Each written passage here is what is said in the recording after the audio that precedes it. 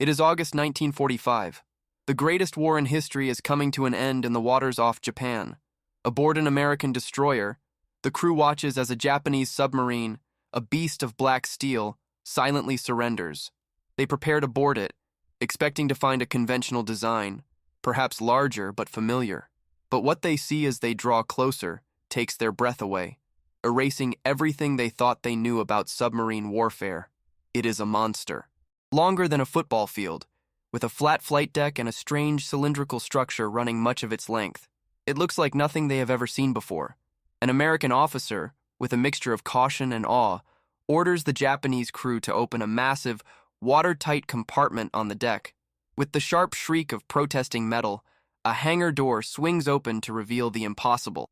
Inside, nested like sleeping predators, are 3 attack planes, their wings carefully folded, ready to be assembled and launched from a catapult hidden on the bow. The American sailors look at each other in disbelief.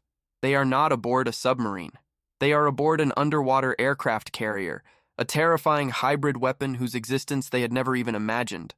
A weapon designed to bring the apocalypse to the heart of America, and which had come terrifyingly close to succeeding. The story of this secret weapon begins in the mind of the man who unleashed the fury on Pearl Harbor, Admiral Isoroku Yamamoto. In early 1942, despite the success of his surprise attack, Yamamoto understood a fundamental truth that many in the Japanese high command ignored. Japan could not win a war of attrition against the industrial might of the United States. His only hope was to deliver psychological blows so devastating that they would break the American people's will to fight and force a negotiated peace. He needed a weapon that could bypass the vast Pacific defenses and take the war directly to the enemy's shores. He wanted to bomb New York, Washington, D.C., going to terrorize the civilian population and prove that nowhere was safe. From this vision, a concept was born that challenged the limits of naval engineering, a fleet of submarines of unprecedented size and range, capable of secretly crossing the ocean, surfacing from the depths, and launching an airstrike force against the American mainland. The initial plan was audacious, almost a fantasy. But as the war progressed, Yamamoto's vision evolved into a much more tangible and crippling strategic objective: the locks of the Panama Canal. The canal was the jugular vein of the U.S. Navy, the vital waterway that allowed its fleet to move quickly between the Atlantic and Pacific Oceans. Destroying the Panama Canal locks would not be a simple terrorist attack. It would be a catastrophic strategic blow that could add months, perhaps a year, to the American war effort. It would cut their navy in two. Thus, in the utmost secrecy, in shipyards hidden from the eyes of spies and Allied bombers, the construction of an impossible weapon began. The I-400 Sentoku class was born, the largest, most complex, and most ambitious submarines ever built up to that time.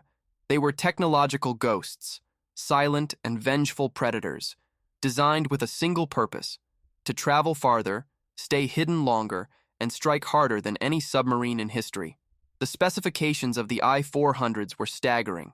At 122 meters in length, they were larger than many destroyers.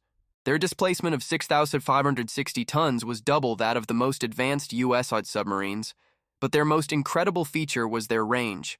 Their enormous fuel tanks allowed them to travel 69,000 kilometers without refueling, enough to circle the globe 1.5 times.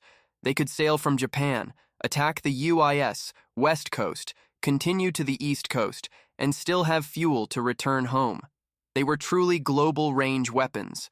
The heart of the I-400 was its tubular pressure hangar, a structure 31 meters long and 3.5 meters in diameter, integrated into the hull forward of the conning tower. This hangar was an engineering marvel, designed to keep 3 specialized bombers, the Aichi M6A Seiran, completely dry and protected from the immense pressure of the deep. The Seiran planes were lethal weapons in their own right, designed specifically for this mission. They could carry an 800-kilogram bomb or a torpedo, and were stored without their landing gear to save weight, as they were not expected to return. They would be one-way missions. On the foredeck, a 26-meter compressed air catapult waited to launch the Sirens into the sky. The entire submarine was an integrated weapons system, a choreography of death designed for maximum efficiency. The construction was a monumental feat, a testament to Japanese ingenuity, at a time when the country's resources were rapidly dwindling. Every piece of steel, every valve, every wire was installed in the strictest secrecy, creating a weapon the world wouldn't know existed until it was too late. By 1945, the first of these giants were ready, but the world had changed. The tide of war had turned irrevocably against Japan. Admiral Yamamoto, the visionary behind the project, had been killed in 1943, his plane shot down by American fighters. The defenses of the Panama Canal had been reinforced to the point that an attack was considered suicidal. The perfect weapon had arrived too late to fulfill the mission for which it was conceived. The Japanese High Command, desperate, searched for a new target, a target that could, with a single blow, change the course of the war. And they found it in a small dot on the Pacific map, Ulithi Atoll. Ulithi was not a city, nor an industrial base. It was a vast, deep-water anchorage that had become the main staging base for the U.S. Pacific Fleet. On any given day, as many as 15 fleet aircraft carriers, along with hundreds of other warships, were anchored there, preparing for the final invasion of Japan. It was the beating heart of American naval power. A successful attack on Ulithi would not just be a material victory. It would be a catastrophe that could delay the invasion and give Japan a vital breathing space. The target was set. The technological ghost had its final hunt. The mission was codenamed Operation Hikari, the Japanese word for light. It was the last light of hope for an empire on the brink of collapse. In July 1945, the 1st Submarine Division, led by the two giants I-400 and I-401, and accompanied by two smaller AM-class submarines that could also each carry 2 Sirens, set sail on their first and only combat mission. Their combined objective was to launch 10 bombers in a surprise, coordinated attack against the American fleet at Ulithi. The plan was the quintessence of audacity and deception. The Seiran planes were to be painted with fake American insignias to confuse defenders in the initial, crucial moments of the attack. It would not be a conventional bombing raid. It would be a kamikaze attack. The pilots, the elite of Japanese naval aviation, were under orders to crash their bomb-laden planes into the decks of the American aircraft carriers. The goal was not to damage, but to annihilate. A single Seiran hitting a carrier packed with planes, fuel, and munitions could set off a chain reaction that would destroy several vessels. Aboard the submarines, the tension was a physical presence, as thick as the recycled air. The crews were the best in the Imperial Navy, men who had trained relentlessly for months for this single mission. They lived in a world of silence and shadow, navigating beneath the waves to avoid the omnipresent patrols of Allied destroyers and aircraft that now dominated the Pacific. Every ping from an enemy sonar was a heart-in-the-throat moment. Every glimpse of a plane through the periscope, a reminder of how close they were to being discovered. On the surface, the crew's life transformed into a race against time. They practiced the launch sequence over and over until it became a mechanical ballet of astonishing precision. At the command, the submarine would surface.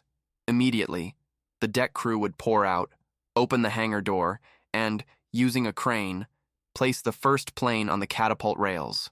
As one team unfolded and secured the wings, another attached the float plane landing gear and loaded the bomb.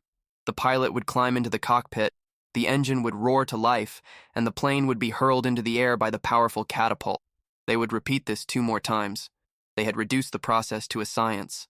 From the moment the sub broke the surface to the third plane being airborne, less than 30 minutes would pass. It was an incredible feat of teamwork and efficiency, performed on the rolling deck of a submarine on the open sea, often in the dead of night. They were the bearers of Yamamoto's revenge, and they were ready to unleash it. As they sailed east, toward their final rendezvous point before the attack, the outside world seemed to fade away. Their only connection to the war was the crackle of the radio, which for the most part remained silent to avoid detection. They were isolated, a lone spearhead carrying the fate of their nation in their holds. The date of the attack was set for August 17th. As they closed in on their target, the anticipation and determination on board intensified. Every man knew his role. Every man was prepared to die.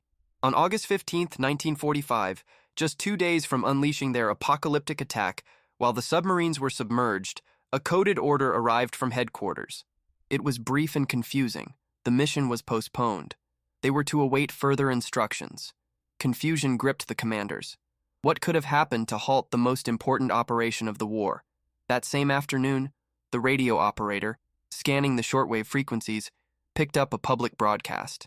It was a faint, formal voice, a voice that no ordinary citizen of Japan had ever heard before. It was the voice of Emperor Hirohito. In a historic address, he announced to his people and the world that Japan had accepted the Potsdam Declaration. He was announcing unconditional surrender. The war was over. Aboard the submarines, the news was met with stunned disbelief, followed by a wave of despair and anguish. They had come so far. They were so close.